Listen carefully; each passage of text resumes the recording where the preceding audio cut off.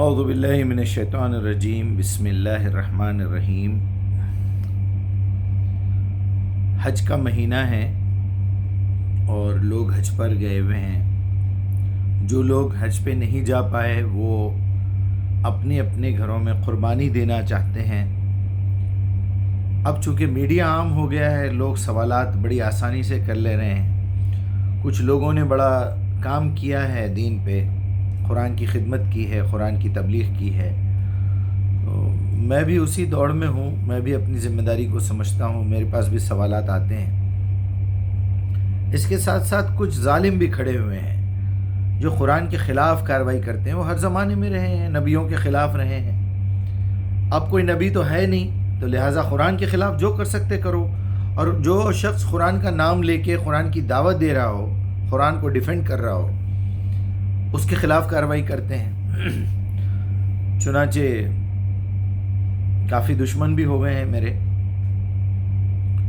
لیکن جو سیدھے سادے بھولے بھالے لوگ ہیں، جو بھروسہ کرتے ہیں کہ بھئی واقعی بات تو صحیح ہے کہ جب اللہ کا کلام موجود ہے تو ہم جھوٹی روایتوں کا کیا کرنا ہے۔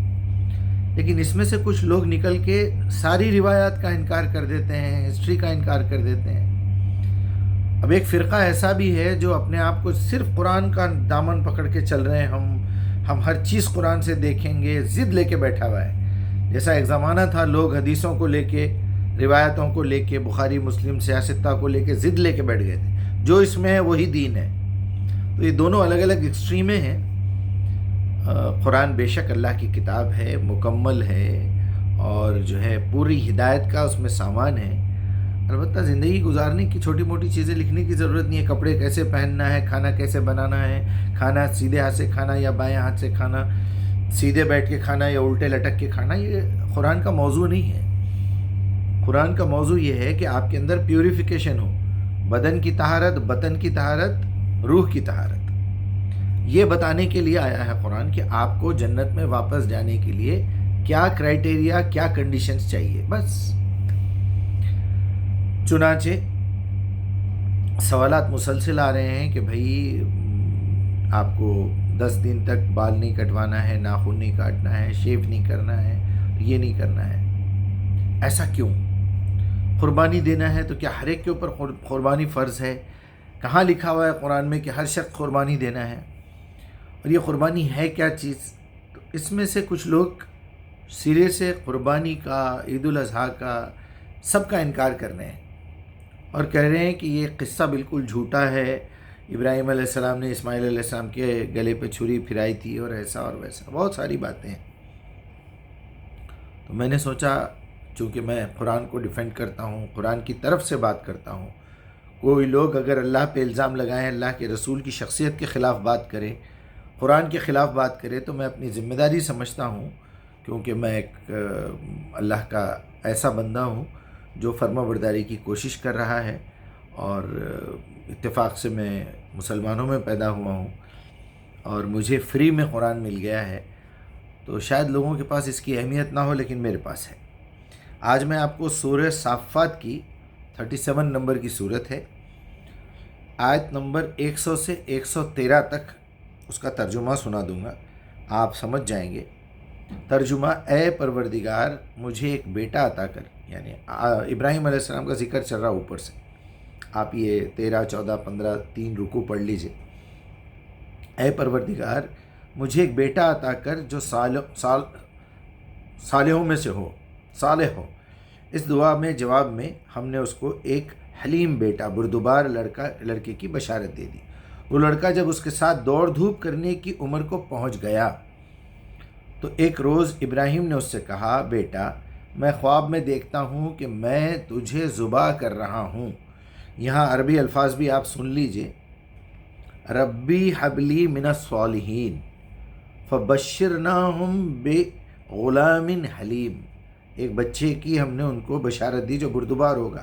فلما بلغ، اور جب وہ بالغ ہو گیا، مع سعی، کچھ کوشش کرنے کے قابل بھی ہو گیا، قال یا بنی، اے میرے بیٹے، انی ارا فی منام، میں نے خواب میں دیکھا ہے، نیند میں، انی اذبحک، میں تجھے ذبح کر رہا ہوں، فانظر ما تری، ماذا ترا قال یا ابتی، آپ کر گزریے جو کچھ آپ نے دیکھا ہے، اور کہا کہ اے میرے ابا افعل یا ابتی افعل ما تؤمرو، جس کا حکم آپ کو دیا گیا ہے، ستجدونی انشاء اللہ من الصابرین، کہ آپ مجھے صبر کرنے والوں میں پائیں گے۔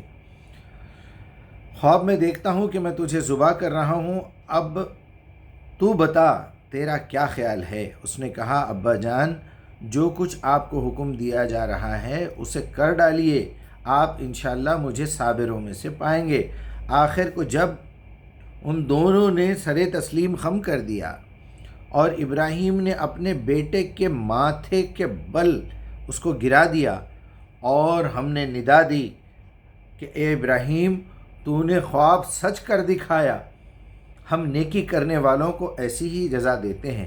یقیناً یہ ایک کھلی آزمائش تھی، اور ہم نے ایک بڑی قربانی فدیے میں دے کر، یعنی بکرا وہاں پر آ گیا، جو بھی باتیں اب یہاں پوری ڈیٹیل لکھی ہوئی نہیں ہے تو یہ لوگ ماننے کے لیے تیار نہیں ہوتے، جو منکر حدیث ہیں یا اہل قرآن کہتے ہیں اپنے آپ کو، حالانکہ وہ اہل قرآن بھی نہیں ہے۔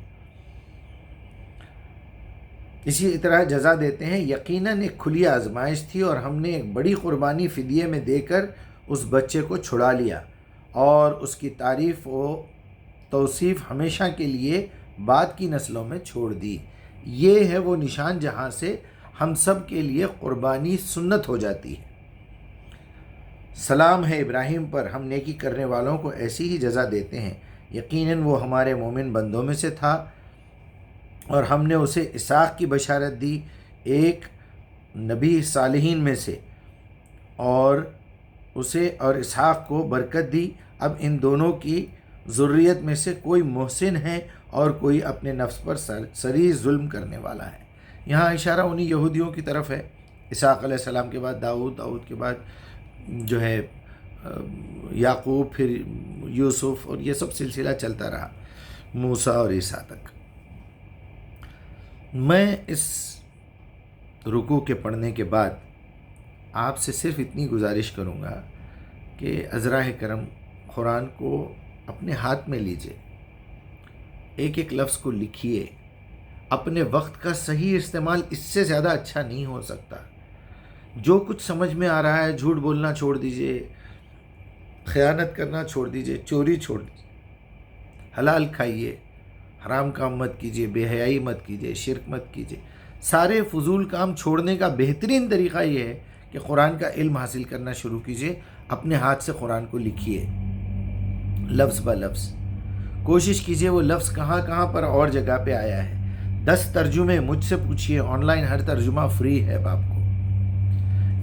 یہ کام میں آپ اپنا وقت لگائیں گے تو اللہ تعالیٰ دیکھے گا، سب کو دیکھ رہا ہے کہ یہ میرا بندہ میری کتاب کے اوپر محنت کر رہا ہے، مخلص ہے، سیدھے طریقے سے میری عبادت کرنا چاہتا ہے۔ اس کو ہدایت نہیں دے گا وہ، یا تو ثواب کے لیے پڑھ رہے ہیں، مردوں کو بخش رہے ہیں، قسمیں کھا رہے ہیں، تعویذیں بنا کے کر رہے ہیں، پڑھ کے پھونک رہے ہیں، کیا چچور پن ہے۔ لہٰذا اپنا وقت قرآن پہ لگائیے، قرآن کا ایک فریم بنائیے، اس کے اندر کوئی بھی بات آتی ہے، وہ بخاری میں ہونے دو یا ابو حنیفہ نے کہی ہو، کسی نے بھی کہی ہو، بھائی رابندر ناتھ ٹیگور نے کہی ہوگی، نریندر مودی نے کہی ہوگی، فلاں نے کہی ہوگی، کوئی بھی کہہ رہا ہے، کوئی بڑے سے بڑا یہودی کافر کہہ رہا ہوگا، کوئی منافق کہہ رہا ہوگا۔ آپ کو کیا کرنا ہے؟ بات کیا ہے، کنٹینٹ کیا ہے، وہ دیکھا کیجئے۔ ہمیشہ یہی غلطی کرتے ہیں لوگ، کون کہہ رہا ہے، کس سے کہہ رہا ہے، کیا کہہ رہا ہے، یہ فریم ہے پورا، میرے لیے اس میں کیا فائدہ ہے۔ بس یہ 4 کارنرز کو دیکھ لیجئے۔